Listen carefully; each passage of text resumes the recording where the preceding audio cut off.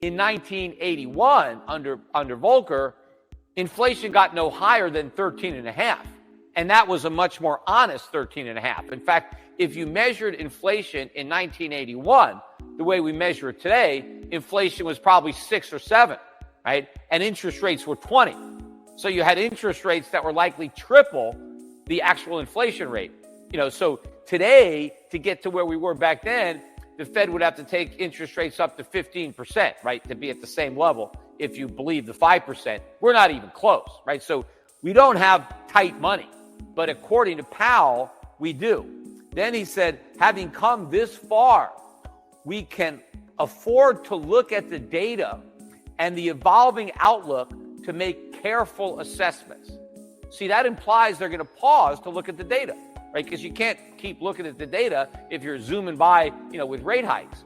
So all of that suggests a pause, right? That's what happened on Friday. Of course, on Monday, you had a couple of Fed guys, including Bullard, throw cold water on that pause, because Bullard came out today and he said that he thinks we need at least 2 more rate hikes, and that would be appropriate because of the robust economic growth and the persistently high inflation. Well, he's right about inflation being persistently high, but there is no robust economic growth. I don't even know what he's talking about when he talks about robust economic growth. Where is he seeing that?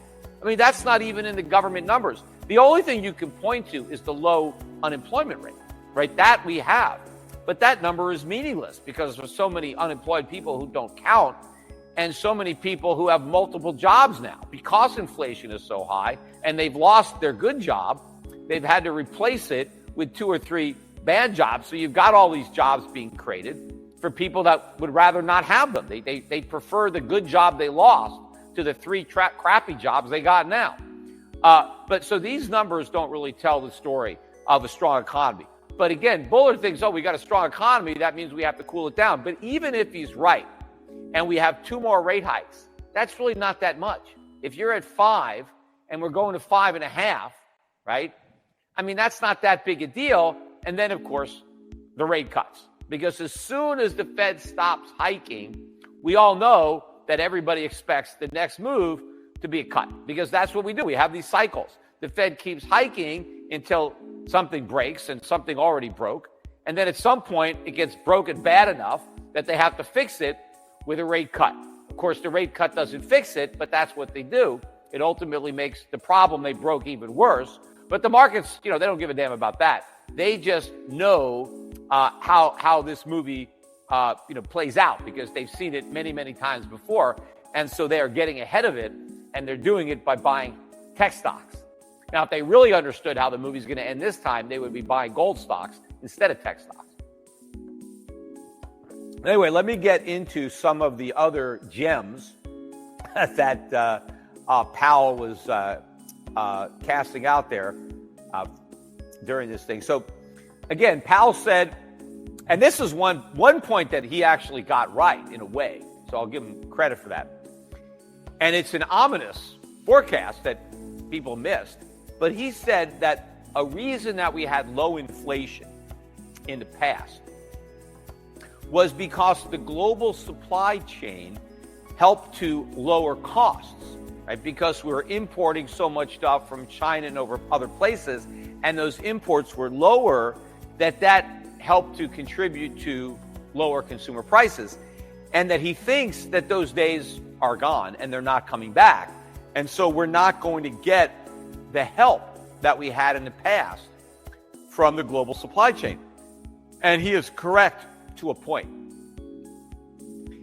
The global supply chain, right, the ability to import cheap stuff from China, that didn't keep inflation low.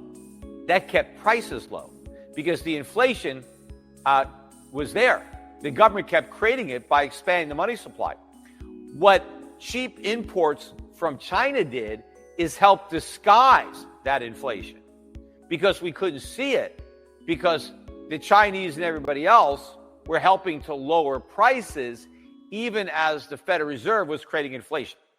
Now, obviously, let's say that prices went up by 2%, even though they printed all this money, because of all the cheap stuff that we were importing from China and other places. Well, what if the Fed didn't print all this money, but we still imported all that cheap stuff from China? Maybe instead of prices going up 2%, they would have dropped by 5%. So in other words, instead of getting 5% reduction in prices, we got a 2% increase. That's 7%, right? As far as I'm concerned, prices are 7% higher approximately than they would have been because of inflation. Now, of course, Powell would have to say, well, that would have been a disaster. I mean, if prices went down by 5%, all hell would have broken loose. It would have been another Great Depression. But of course, that's all BS, because if prices would have gone down by 5%, it would have been great. It would have meant that people have more money to buy other things, to buy more stuff. Aggregate spending would go up if prices went down. It's the reverse of what's happening now. Prices are going up so much for like food and energy and rent that consumers don't have anything left over to buy other stuff. So real sales are falling. What if prices went down for so many things, right? That would have just freed up a lot of purchasing power. So it's BS that we would have suffered if the cost of living went down, and thank God it went up. But also, it means that, yes, the Chinese were able to disguise this inflation. That's how we got away with it. Right? We got away with creating all this inflation because of all the cheap imports that disguised the price increase. Now, people didn't realize that they would have got a big break, that they would have had a big cut in prices if it wasn't for all that inflation. See, because you don't realize the benefit that you would have had. So when you see prices go up 2%, you're like, oh, that's good. It's good they didn't go up 4 or 5%. You don't realize that the government didn't create that inflation. You would have been able to buy everything for 5% less. So you don't know that. So you can't be upset because you lost something that you never had and you never expected. So yes, it created all this political cover. But what Powell is admitting is that that cover's not there anymore. So now when the Fed creates inflation, we're all going to know it.